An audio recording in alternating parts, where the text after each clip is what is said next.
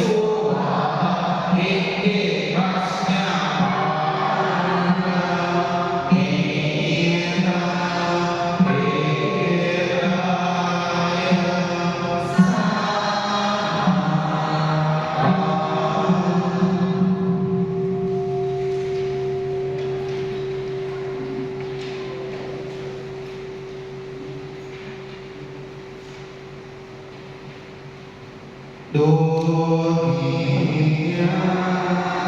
dan anak yang lain tiada batasnya.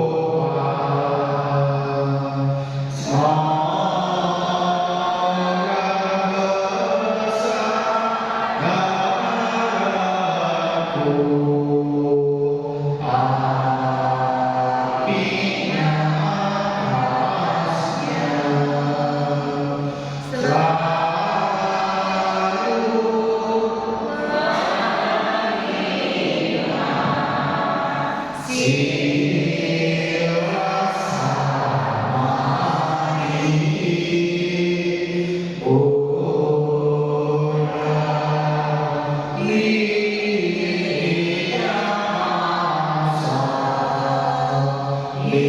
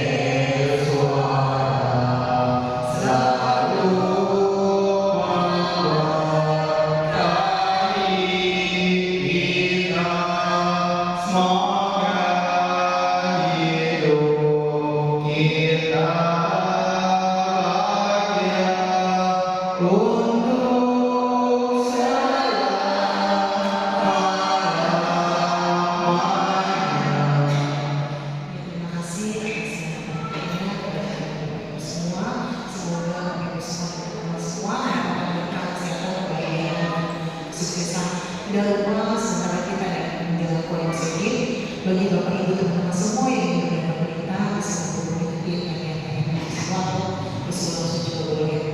Selanjutnya kita akan mendengarkan sarjana oleh Mas Ali kepada Mas Ali waktu tepatnya kami persilakan Bapak Ibu silakan berdiri.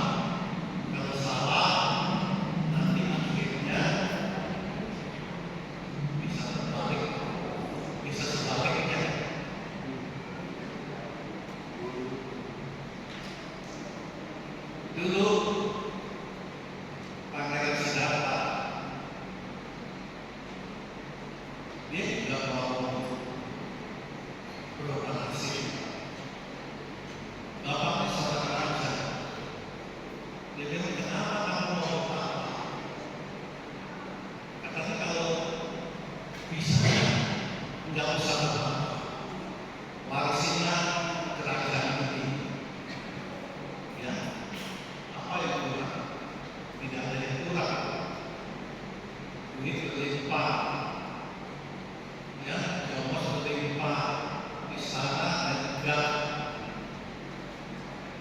Apa yang kurang?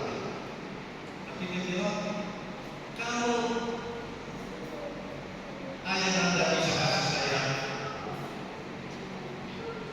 tidak kurang, tidak mati, tidak sakit, boleh, saya nggak mau, saya nggak bisa keluar dari istana ini. Karena bapaknya itu udah pasti dari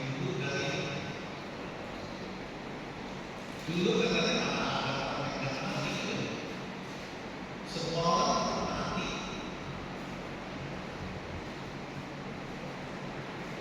Terus kalau udah mati semua itu untuk apa? Kita hidup susah-susah, kita udah tahu kita pasti mati. Kenapa kita tetap masih mau hidup susah-susah seperti sekarang ini? Ya. Kalian mau berubah nasib, saya juga mau berubah nasib ya. Dulu kita juga mau berubah nasib. Dia maunya tidak ada kemurahan, tidak ada kesakitan, tidak ada kematian.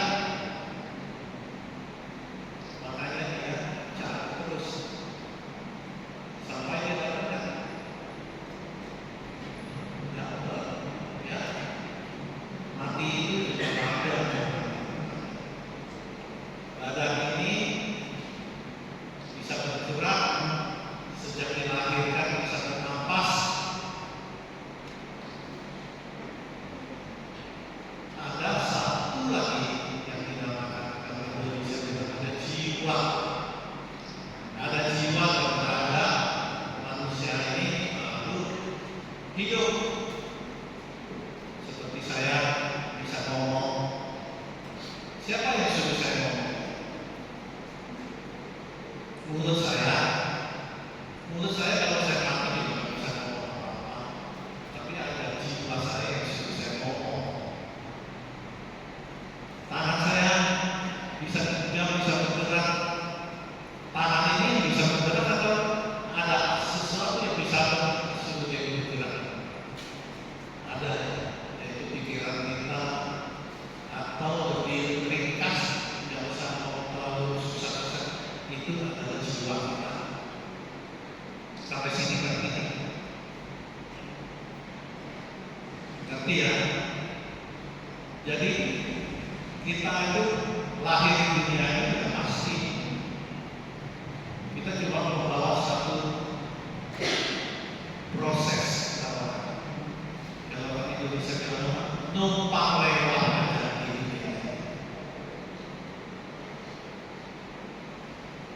Terus numpang lewat itu mau apa?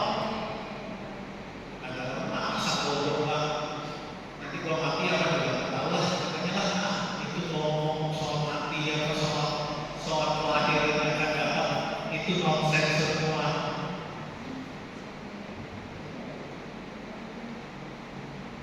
Terus kalian percaya apa? Kalian percaya ada kelahiran yang akan datang?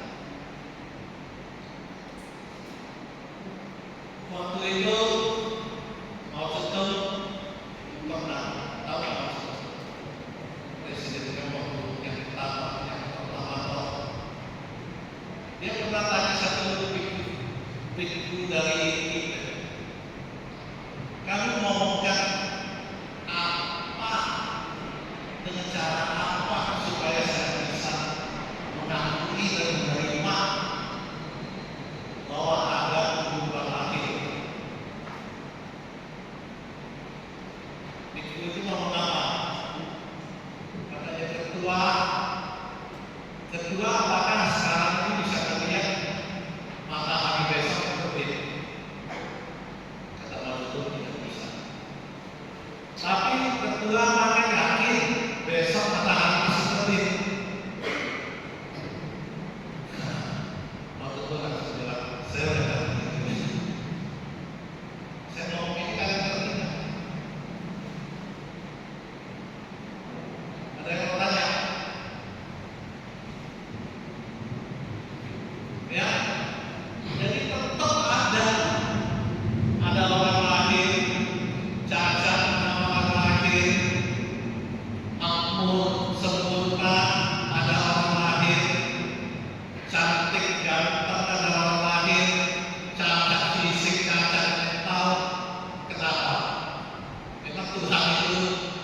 tidak ada keadilan.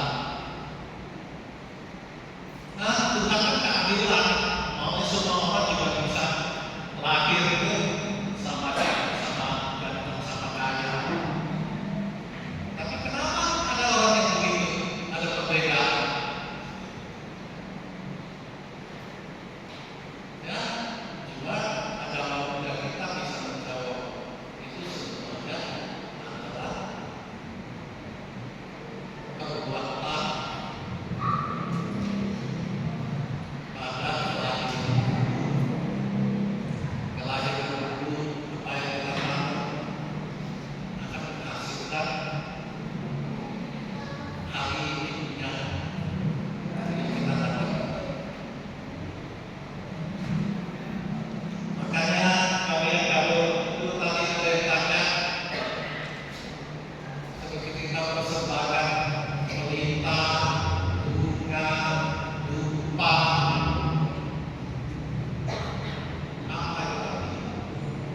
Air, apa lagi? Satunya ada dupa, lilin. Itu saya tidak masuk ke kalian baca pelan-pelan. Di sini kita ngomong banyak banyak. Cuma kalian kalau di misalnya itu mah rahayu apa kalian bisa ngomong. Persembahan itu untuk apa, persembahan ini untuk apa, persembahan ini untuk apa. Kita tidak tahu sebenarnya. Jadi kita nggak dibodoh-bodohin orang. Kembali lagi, kita berdoa nasib. Kita bukan hanya berdoa nasib pada kelahiran ini, tapi kita juga akan berdoa nasib pada kelahiran yang akan datang.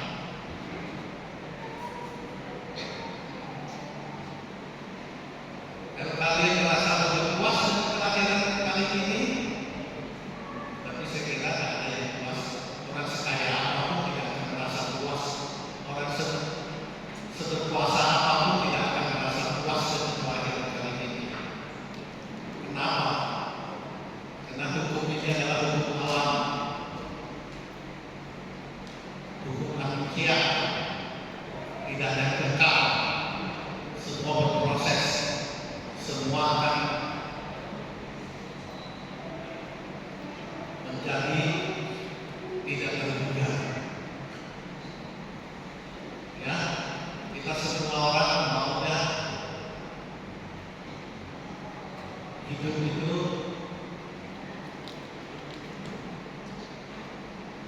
apa? Tenang, ya, mudah, banyak duit, istana dia itu adalah dia punya, karena dia adalah anak tunggal. Tapi dia tidak kerja sosial seperti sedikit dia, mengganggu orang. Kalian tahu kenapa? Sedikit kami ganggu orang miskin. Jadi orang-orang kaya yang bergabung di sini itu semuanya orang pintar, karena dia tahu sama aja duitnya nggak akan dibawa mati, nggak bisa dibawa ke surga. Jadi percaya orang yang kaya itu gimana? Bahwa kita mereka beramal, berbuat amal kebajikan, supaya amal kebajikan ini bisa dihormati. Meskipun dia lahir ke alam apapun dia tetap bisa menikmati amal kebajikan ini. Ya, ada kita dipek-pek itu kucing itu yang dipiara orang kaya mungkin lebih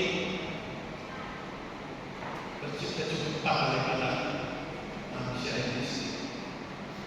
Itu adalah kenyataan. Kenapa? Karena dulunya dia berbuat kebajikan, tapi kurang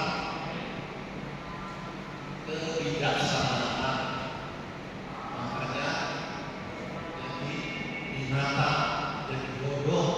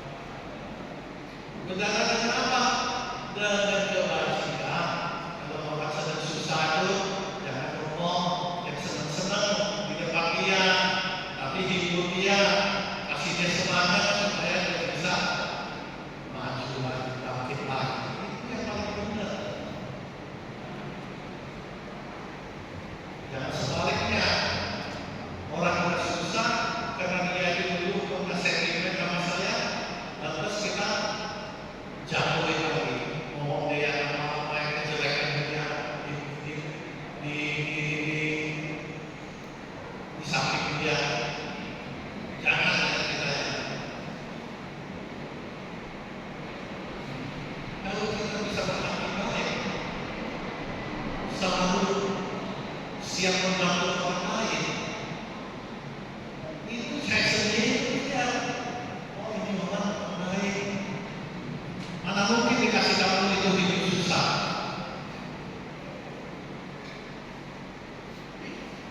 Kalau tidak percaya coba. Kenapa orang sujud banyak terjadi di luar sana? Di jadi relawan di rumah sakit di mana-mana itu. Tapi mereka tahu begitu kita bantu seseorang, orang-orang itu senang, kita tambah senang lagi. Rahasia itu dari situ.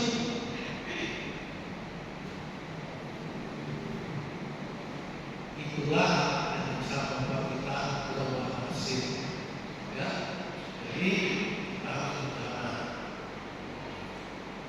Ya, tapi kadang-kadang itu untuk di dunia kita secara pribadi memang kita harus begitu. Tapi kadang-kadang itu nggak cukup.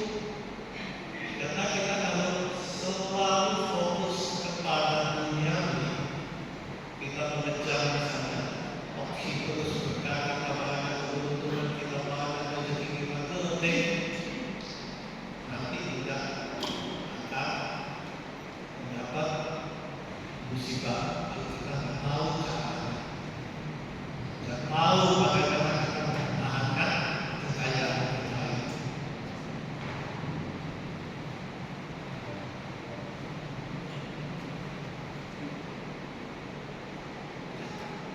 Jadi sekali lagi kita mau berubah nasib. Kapan baru bisa berubah nasib? Nggak usah lama-lama. Saat ini kita mau berubah. Habis kita pulang ke rumah kita udah harus berubah jadi satu orang lagi. Nggak usah tunggu lama-lama. Itu yang tidak mau. Bagaimana berubah? Berubah kita punya pikiran. Berubah kita punya pandangan. Ya, bagaimana terhadap orang, ya, dengan senyum, ya dari itu saya suruh senyum ada tak senyum, dari bangun ada tak senyum semuanya. Jangan sekali bangun langsung buka HP, undang orang sana sini datang, di samping punya suami, yang dilayani. Sapa dulu dong suaminya. Kalau saya akan udah bangunnya, kopi koko. Ya, jangan langsung main HP. Masa sampai dikendali oleh HP kita jadi manusia. Kita harus berpikir bijak. Jangan kita dikendalikan HP, tapi kita yang menggunakan HP. Pada waktu penting kita mencari orang, kita pakai HP, bukan lihat di situ, lihat gitu, nggak habis-habis itu. Makin lihat makin bodoh kalian.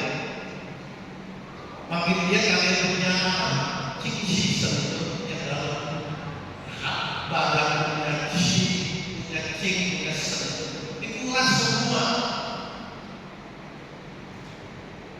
Orang mana bisa sehat kalau dia itu terus. Ada orang yang sampai 8 jam, 8 jam. Kan dia saya punya HP. 1 minggu pemakaiannya total itu katanya 1 jam berapa saya sudah baca berapa menit gitu. Tapi 1 hari saya nggak pakai apa-apa. Kalau ada kasus saya punya, kalau ada kasus saya nggak akan dia beritahu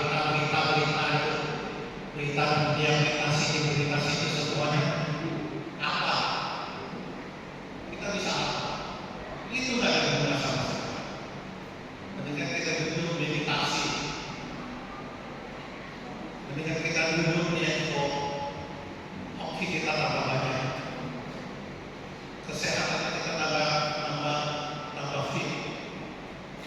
Daripada lu lihat yang bocah-bocah ini yang ada berusaha mati-matinya, kita mau tidur aja saya lihat masih dia udah sejak pagi jam 10 jam 10 masih belum tidur lagi udah 1 jam lebih. Dia lihat HP, nanti nyari ketawa lagi. Jangan ya. Jadi kalau kita benar-benar mau berubah nasib, kita harus sadar jangan penting-penting itu kita jangan sentuh kita orang. Yang nggak perlu kita lihat itu nggak usah dilihat, yang nggak perlu kita dengar itu nggak usah didengar. Itu baru bisa berubah nasib. Kita bisa berubah jadi orang yang senang hati. Senang hati bukan sekali aja, senang hati setiap saat. Nanti datang lagi pikiran, waduh, besok saya ada buka cek ya, lucu ya. Aduh, kalau itu gimana ya? Mau pinjam di mana lagi? Nah, itu. Kalau kamu nggak punya mampu buka itu, jangan buka itu, jangan janji orang mau bayar itu.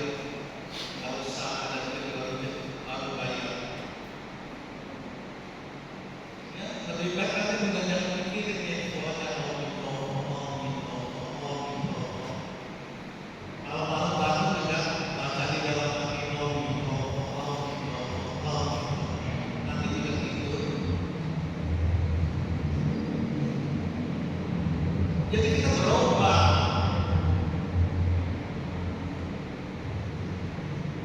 Kita mau berubah dari lahir batin, bukan berubah cuma untuk sementara aja. Jangan pernah jiwa semuanya. Digado-gado beli ayam goreng mau pulang. Nanti kalah judi seperti cicak saya. Jauh-jauh gigi saya pulang kalau sudah kalah judi dia udah tahu pintu aja dibuka gitu. Nah, itu orang nggak bisa, orang judi nggak bisa senang hati terus, senang hati sementara aja, habis itu sedih lagi. Itu nggak berubah nasib, itu ikutin irama. Kalau kita mau berubah nasib apapun yang kita hadapi harus kita terima dengan ikhlas, karena kita tahu ini datangnya ke kita. Memang dia mau menolong kita. Itu mungkin kita punya inisiatif. Kita jangan nyalahin orang lain, jangan cari kambing hitam, terima dengan ikhlas.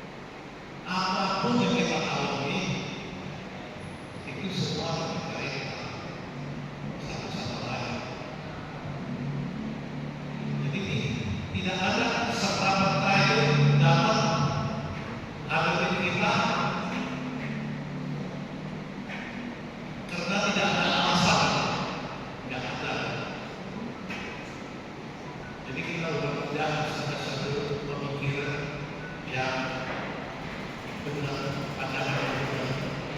Jadi kita bisa mengendalikan diri kita apapun yang terjadi dan kita bisa berbuat nasib. Ya, kita tahu kita kelahiran di alam tubuh lahir. Ada alam hewan, alam manusia, alam asuran, alam rentan, alam binatang, alam neraka. Ya,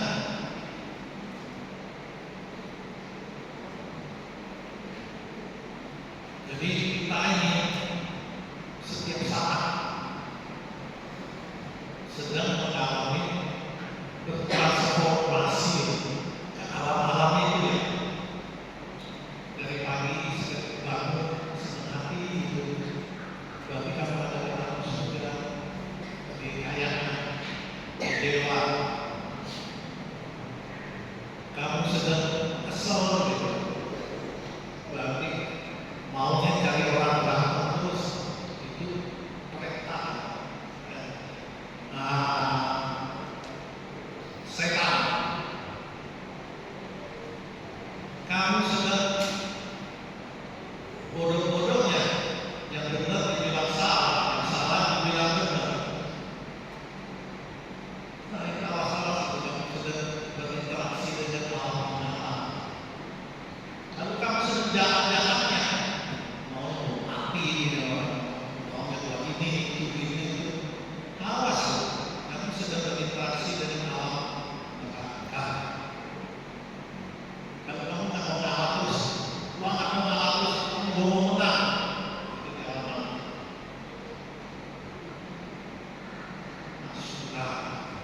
sudah ya. Kamu sebentar jadi orang baik, sebentar jadi orang jahat. Ada kita manusia. Jadi kalau manusia itu sebentar baik, sebentar jahat itu, ya kita maklumlah. Tapi kita yang sudah sadar mau berubah nasib, kita berusaha jadi baik terus.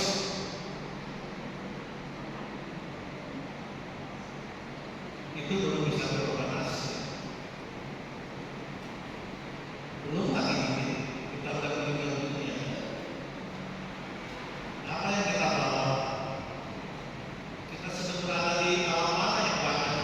Itu yang kita bawa. Karena nggak ada pikiran lagi.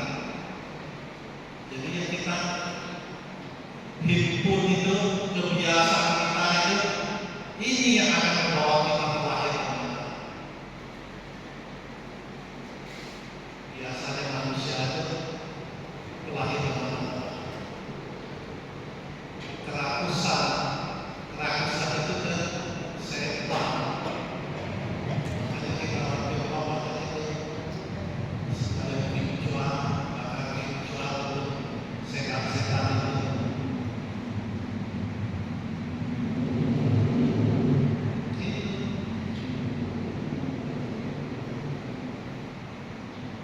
Ya, jadi kita harus mawas diri. Sewaktu kita mau marah, kita coba kendalikan diri. Ya, kita mau gebukin orang, meskipun masih niat, cuma niat aja, itu bukan aja. Karena kalau apa-apa kita mau bayangkan itu pikiran itu, dia akan masuk ke udah kesadaran kita. Udah kesadaran kita ini yang dinamakan roh, atau apa yang akan bawa kita nanti itu dia yang keluar dari badan kita, dan roh ini yang akan masuk ke apa yang senang, yang punya jodoh. Iya.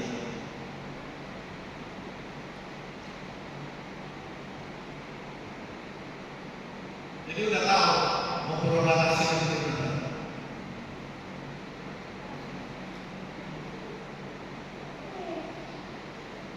Nggak usah ada yang mau tanya atau pertanyaan. Kalian punya pertanyaan.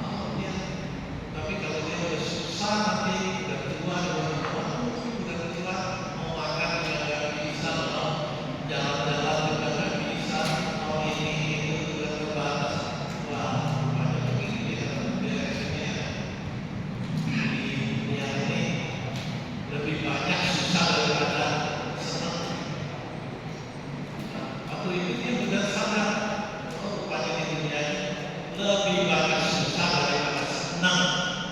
Meskipun kamu jadi orang kaya, jadi orang berkuasa. Itu tanya dari Jokowi setelah itu. Senangnya kamu waktu jadi presiden. Jawabannya pasti lain. Sama waktu dia mau naik tangga, turun pasti lain. Saya punya kawan banyak yang kaya yang komentar juga banyak. Saya tahu mereka itu sewaktu masih muda 40 tahun, 50 tahun lah berjuang mati-matian. Gue bilang mungkin lu sudah berak, lu sudah mikir ya mau gimana cari duit. Enggak udah jadi komit, saya sudah berak, saya jalan terus, mikir terus mau kemana cari duit. Ada tawaran yang bisa kita dalam kita tahu. Banyak sekarang mereka pada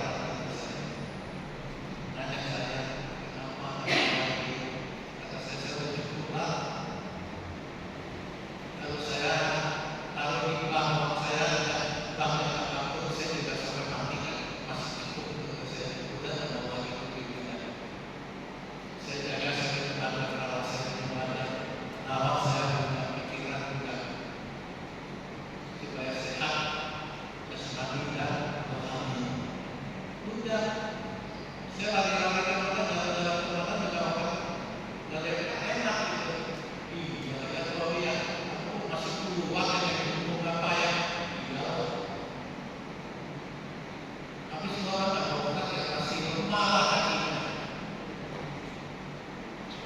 Ya, jadi miskin kaya sama aja. Kita tetap harus berubah. Si data itu dari pangeran juga mau berubah dari generasi. Mungkin pada kelahiran itu kita kalau soal ekonomi ini memang kita nggak bisa lagi. Mungkin pada kelahiran dulu kita tanamnya kurang banyak. Jadi pada kelahiran ini kita cari duit itu agak susah. Kita harus tahu ini. Oh ya itu nggak apa-apa. Sekarang saya tanam lagi yang banyak. Ya, jadi seperti saya ngomong itu bukannya mau duit aja. Ya udah nggak kasih orang duit terus. Yang penting apa? Kasih budaya orang ini ke orang-orang supaya tahu gimana berubah nasib, gimana bisa keluar dari anak berubah lahir. Jangan jadi manusia dan besok saya jadi setan lagi. Usah saya bodoh-bodoh jadi lagi orang kaya punya kesayangan kan kasihan. Oke, kita tanya itu. Satu lagi Ustaz. Kalau kita udah berusaha merubah nasib untuk berusaha sekeras-kerasnya, tapi nasib berubah, bagaimana caranya supaya berubah? Supaya berubah gitu maksudnya. Ya misalnya baik lagi nasibnya, tadi yang kurang baik lebih baik. Kamu boleh standar. Nah, maksudnya udah berusaha tapi susah berubah. Jadi bagaimana caranya supaya berubah? Iya, tapi kalau standar bisa hari ini saya pai-pai di Buddha minta saya dikasih rezekinya ketika keluar dari itu ini udah langsung dikasih rezeki juga. Ya, kalau hukum karma sebab akibat itu tidak ada yang dinamakan instan. Jadi tetap ada satu waktu, ada jeda, ada waktu. Jeda waktu ini kamu ketemu apa? Kalau kamu sudah berbuat banyak, sudah berdana banyak, sudah berbuat banyak, tapi duit masih nggak datang, itu kamu juga jangan mencitati terlalu baru. Mungkin kebajikan kamu ini, berdana ini, berubah jadi kesehatan kamu.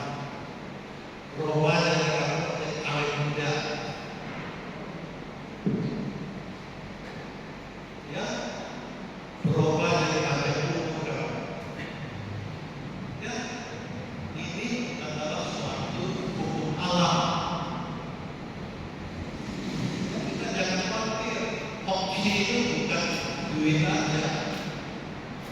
Kalau kita mau duit ini dapat, kita harus berdarah duit.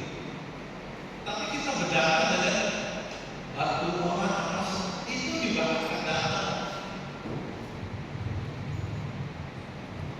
Kalau kita berdarah melepaskan kertas dengan duit ini, berarti kita belajar melepas.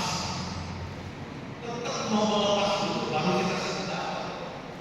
Tetap kita mau berdarah dulu sebelum kita kaya. Jangan sampai kaya baru mau berdarah itu salah. Tetap kita mau lepas dulu, baru bisa dapat. Nggak ada yang dapat dulu baru kita lepas dulu. Oh, kamu kasih saya 1.000, saya kasih kamu Rp5. Nggak ada cerita begitu.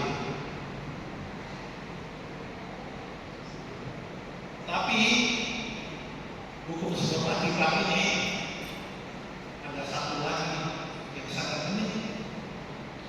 Dia bukan berdasarkan jumlah, tidak baik-baik. Dia bukan berdasarkan jumlah, tapi dia berdasarkan keikhlasan. Saya pernah kasih tahu kalian dulu kan ada satu putri, dua aktif yang berduit masukin ke kotak dana, dia mau bawa ke kotak, langsung dia punya ketua wihara itu seorang anak. Begitu dari kamar meditasinya dia ini putri dalam wihara dia langsung ditutup. Dia berkatin baca tapi coba apa kita berkatin dia. Akhirnya dia jadi permaisuri. Dia jadi permaisuri. Udah kaya raya. Dia bawa 10 kereta kuda, sutra, makanan, dan lain-lain. Bawa wihara untuk persembahan. Sepanjang jalan itu orang kampung melambaikan tangan, mengelus-elus dia. Dia merasa sangat tangguh. Tapi yang lebih dia kaget sampai ke wihara, ketua wihara yang mau layani dia sudah ketuanya yang lain. Dia dengar begitu, dia kesel. Naik ke terbang, kamar terbang, ketua wihara itu nanya, kenapa dulu saya cuma kasih 2 menit aja kamu udah memudahkan saya. Sekarang saya bawa 10 kereta punya persembahan kamu mengabaikan saya. Kata ketuanya, dulu kamu dengan segenap hati mengikhlaskan harta kamu yang ada dalam pemandangan itu. Saya kalau sudah turun dalam menyambut orang seperti kamu ini, saya menjadi dosa. Makanya saya turun, saya katakan, hari ini kamu datang ke rumah mau show, pamer keseluruhan kamu dia. Udah cukup kan? Orang melus-lusin kamu sepanjang jalan, masih tak cukup katanya. Jadi malu itu presiden. Ya, jadi keikhlasan. Siapa yang lebih ikhlas, dia akan dapat lebih banyak.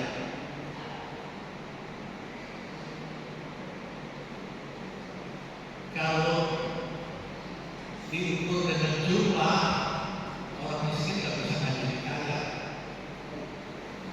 Orang kaya malah kaya terus. Tapi bukan begitu. Hukumnya bukan begitu. Keikhlasan. Makanya kalian berdarah dengan ikhlas. Meskipun uangnya kecil, tapi karena berdarah dengan dari karena ini tidak dari alam semesta. Ya, bukan satu dunia ya, bukan satu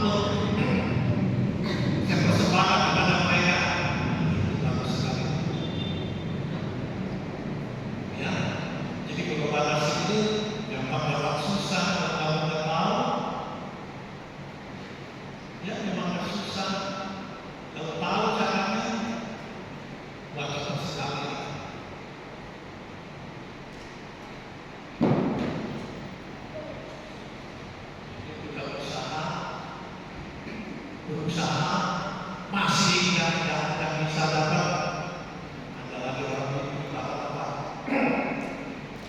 Tombak duit ke bank terus, tapi duitnya nggak pernah ada. Kenapa?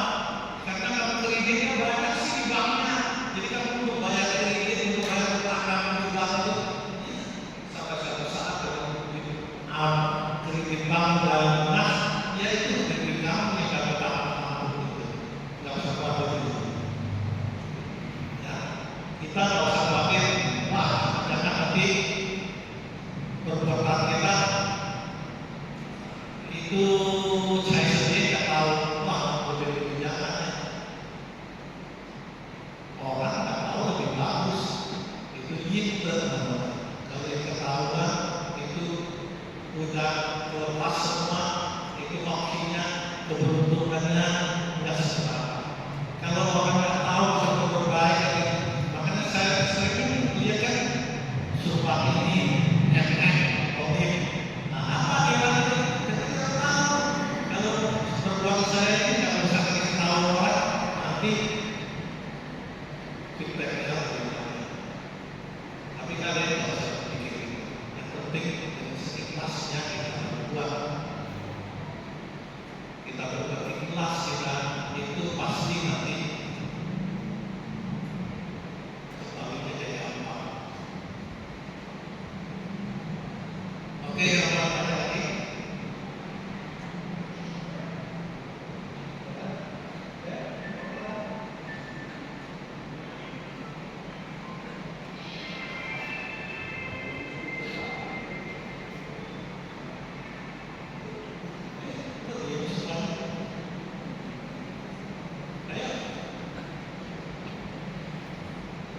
Jadi sampai jam berapa ini?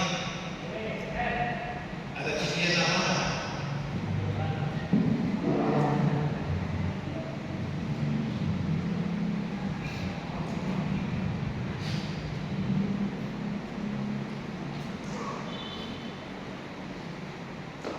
Masa nggak ada masalah? Yang kamu merasa timbul kamu gitu apa lagi?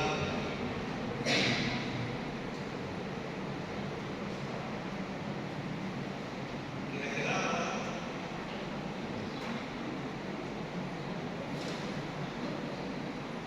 Oh, ibu-ibu nggak ada pertanyaan. Berarti tadi itu dengarnya, yang dia enggak cuma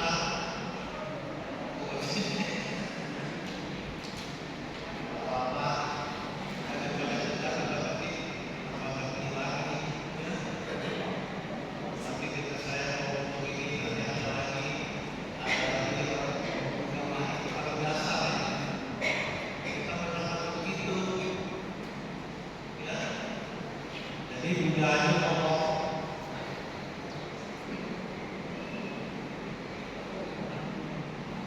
saya yang benar bukan mau membantu fisik manusia. Saya mau merubah pikiran manusia.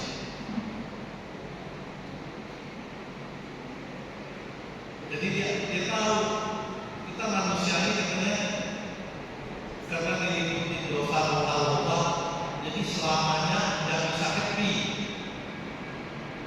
nggak bisa tenang, nggak bisa senang. Jadi budaya itu banyak, bukan resep.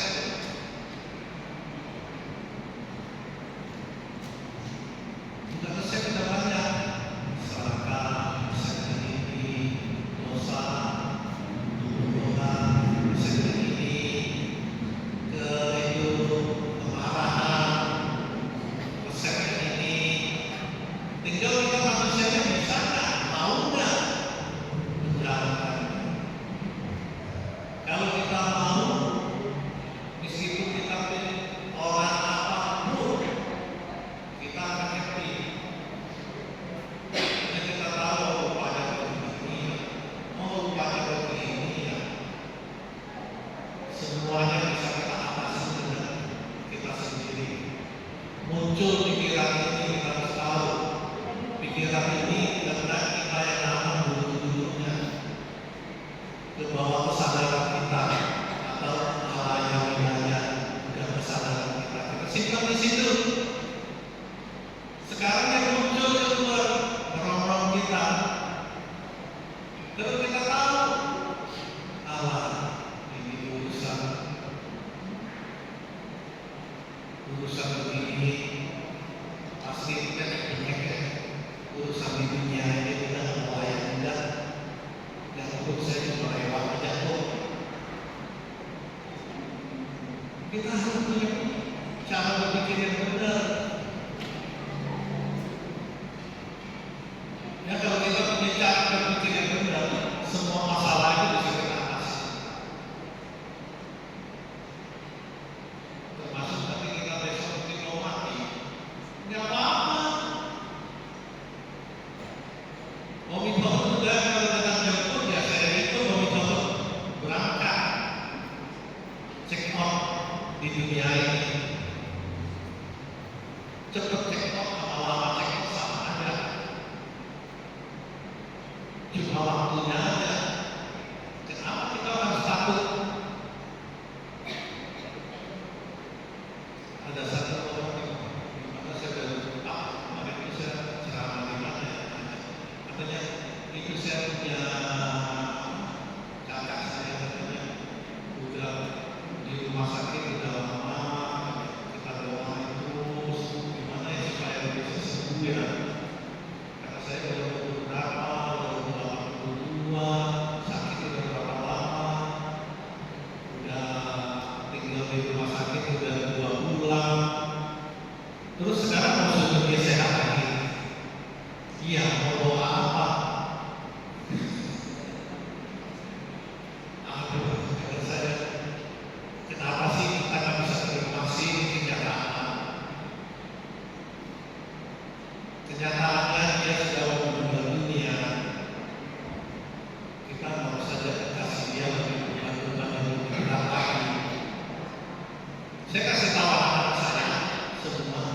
Kalau saya mau masuk di ICU kalau dokter mau tusuk itu jauh ke dada ke situ kata saya nggak mau. Biar saya nggak ya.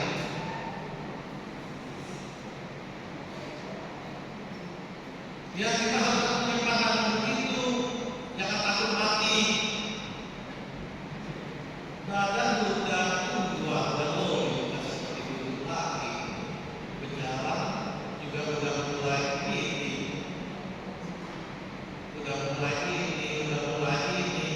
Seperti saya udah 70 tahun. Tiap minggu aja berubah fisiknya bertambah lemah, bertambah kuat. Kita harus terima. Yang disebut saya pompa dan semangat. Pompa dan semangat lebih baik dari orang lain. Saya tahu sebelum saya menyelamat cara kita fisik seperti ini. Saya tahu. Karena saya tahu bagaimana caranya manusia yang paling penting adalah pikiran. Kita jangan berorok oleh pikiran.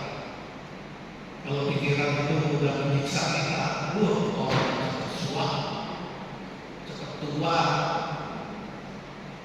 ya, cepat nggak ada semangat lagi.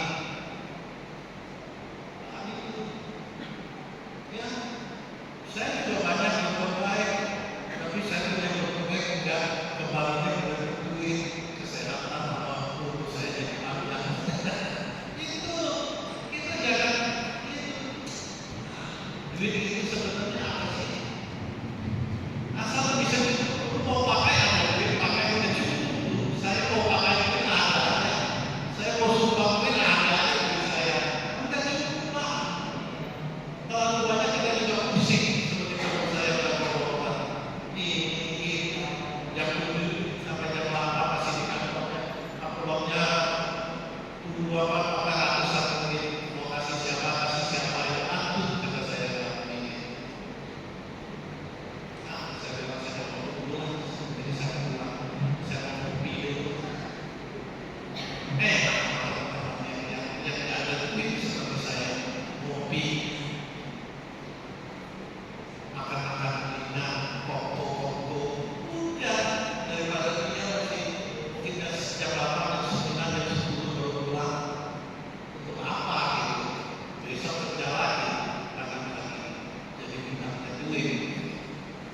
penting ya lebih bisa diterima, bisa diterima. Mau ikhlas gimana? Makan mungkin juga nggak berani lagi. Makan di Padang aja orang itu biasa makan. Waduh, kopi hebat masih berani makan di Padang. Iyalah, saya bilang siapa yang bisa makan. Memang seperti kalian, sate lewat, sate ini, sate itu, duitnya terlalu banyak gitu. Hah? Jangan ya. Terus kita jadi juga seperti itu. Saya ini kalau kaya banyak, saya bisa ikut teman-teman investasi di sawit, pakan udang, saya tahu semua. Saya tahu pakan udang itu nanti yang saya bayar dan saya punya apa? Nyawa nanti. Itu sukses semuanya mau udang kerja, saya lepas. Lepasan itu nggak begitu. Terus kan yang bikin apa ya? Tapi begitu semuanya dikalahkan karena ada orang percaya seperti kita ngomong. Lebih baik kita jangan ngomong ini. Ya diajak makan, ya kita ikut makan. Diajak ke sana, ikut ke sana. Ayo. Dia bilang kita punya penginapan baru jadi datang kali. Ayo kita pergi pantai. Ayo. Happy saya. Wah, udangnya mati. Masa bodoh kau bilang. Nggak ada urusan besok kau jalan udah. Hah? Gitu loh. Ya.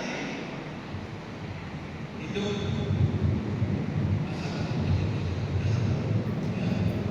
Masalah rumah yang satu. Ya. Makan bisa hidup. Nggak usah makan pokok-pokokan itu.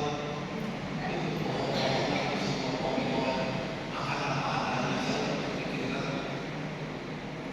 gembira sehat, badan masih sehat. Oke ya, masih ada yang tanya nggak? Hah? Nggak ada lagi? Di belakang saya juga sudah ada. Oke, sampai sini akhirnya cukup ya. Pemirsa fokus pada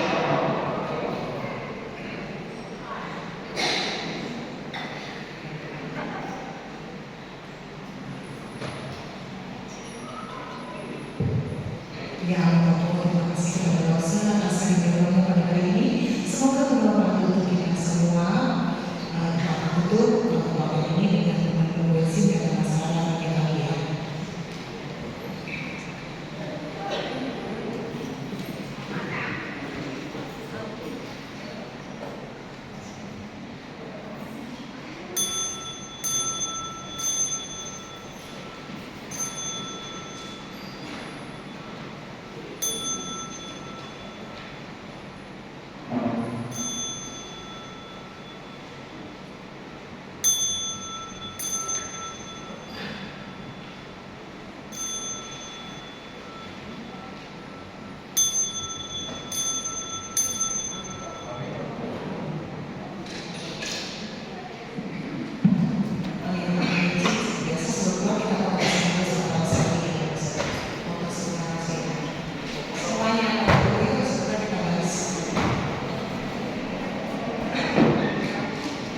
PP-nya diirim aja, yuk kita ke depan dulu sebentar, kita foto dulu semua kan. Kita rasa dari jauh, sudah datang ke sini, yang waktu dari semua, mereka kasih tema, dari tema,